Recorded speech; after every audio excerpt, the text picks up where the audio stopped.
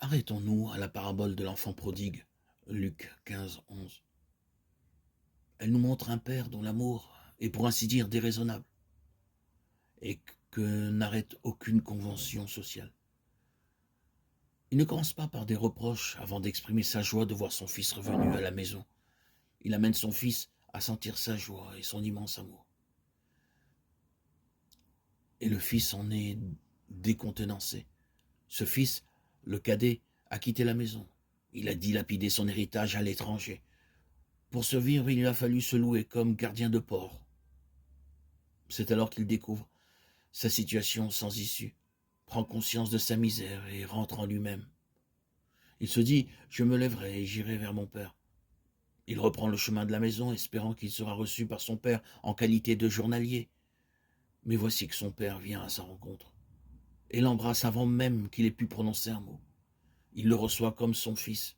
Celui-ci avoue sa faute, déclare qu'il n'est plus digne d'être son fils. Il s'en remet à son père, accueille son amour et redevient le fils de la maison, non un journalier. Il prend part à la fête et se rend compte de ce qu'est un père. Le fils aîné, lui, ne comprend guère l'attitude de son père. Il refuse de partager sa joie, il ne voit pas combien l'amour paternel sauve son cadet de la misère. Les réjouissances ne sont pour lui qu'une injustice et il se met à récriminer. Tu ne m'as jamais donné un chevreau pour festoyer avec mes amis, mais que ton fils que voilà revienne à la maison après avoir dévoré ton bien avec des femmes. Aussitôt tu fais tuer le veau gras. Depuis tant d'années qu'il vit aux côtés de son père, l'aîné n'a jamais soupçonné ce qu'était l'amour paternel.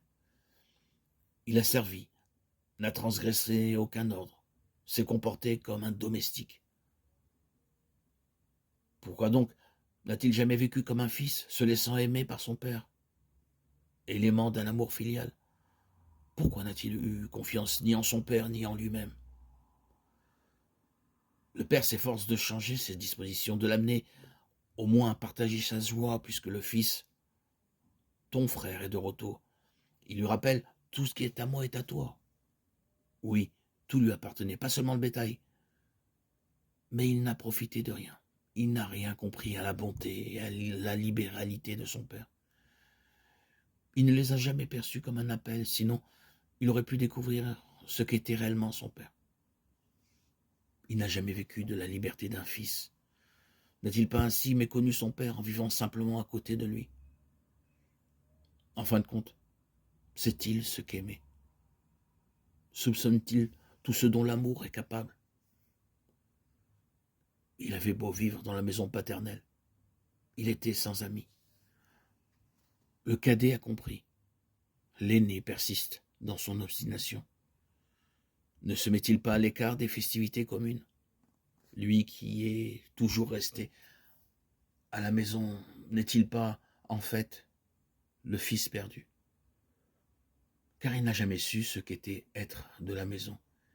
Et à une heure décisive, il s'en exclut. Une question se pose à nous qui écoutons cette parabole. De quel côté sommes-nous? Laquelle de ces deux attitudes est la nôtre? Qu'en est-il de notre amour pour le Père? Vivons-nous cette réalité filiale? Tout ce qui est à moi est à toi, recevant tout de l'amour infini de Dieu? Ou bien méritons-nous ce reproche? Tu aurais dû prendre part à la fête et te réjouir avec nous.